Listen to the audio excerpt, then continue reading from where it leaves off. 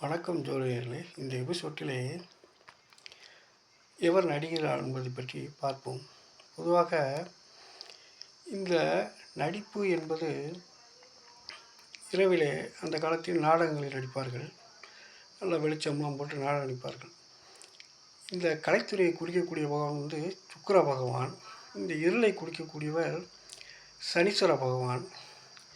இந்த இருவரும் சேரும் பட்சத்திலே லக்னாதிபதியும் சேர்ந்தால் அவர் கலைத்துறையில் ஈடுபட ஒரு வாய்ப்பாக இருக்கும்.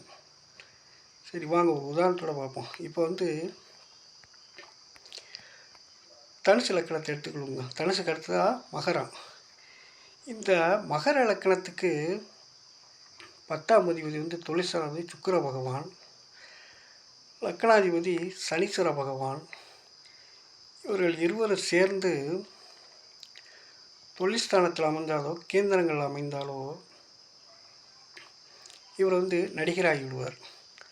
காரணம், சுக்கிர பகவான் ஒளியை குறிப்பவர், சனீஸ்வரன் கருமை பொருளை குறிக்கக்கூடியவர். அந்த காலத்தில் கருப்பு ஃபிலிமில் தானே ஒளிப்பதிவு பண்ணுவாங்க. இப்படி அமைப்பு இருந்தால் அவங்க 3, 6, 8 பட்டில் மறைந்தால் கூட 8 கூட மறைந்தால் அவங்க சிறந்த நடிகராகிடுவாங்க. குருலாம் பார்த்தாருன்னா உச்சமற்ற நடிகராகிடுவார். இதற்கு அடுத்ததாக கும்பம். இந்த கும்ப விட்டத்துக்கு 2ஆம் அதிபதி குரு பகவான். இவருக்கு கேந்திர விதியாக வரக்கூடியவர் 3ஆம் அதிபதி சுக்கிரன், ரிஷப லக்கணம். துலா லக்கணம். இவர் 9ஆம் அதிபதியாக வருவார். இந்த குரு பகவான், சனீஸ்வர பகவான், சுக்கிர பகவான் இவர்களும் சேரும் பட்சத்தில் இந்த ராசி லக்கணத்தில் பிறந்தவர்களுக்கு சினிமா துறையில் கலைத்துறையில் விட ஒரு மிகுந்த வாய்ப்பாக அமையும்.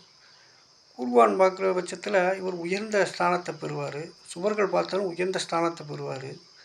இதற்கு அடுத்ததாக மீன லக்கணம். இந்த மீன லக்கணத்தில் பிறந்தவர்களுக்கும் குருவான் 8ஆம் அதிபதி சுக்கிரன் 3, 8 குடையவர். இந்த 3, 8 குடையவர் 8ஆம் இடம் இருளை குறிக்கக்கூடியது.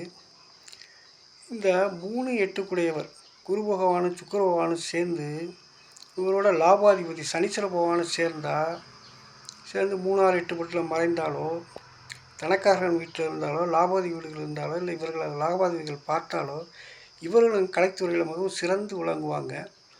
குரு பகவானுடைய அருள் இருந்தால் இவங்க மிகுந்த உச்சநிலையை பெறுவாங்க. இதுதான் இந்த சூரிய பகவான் பார்க்கும் பட்சத்தில் இவங்க புறவலியம் ஆயிடுவாங்க.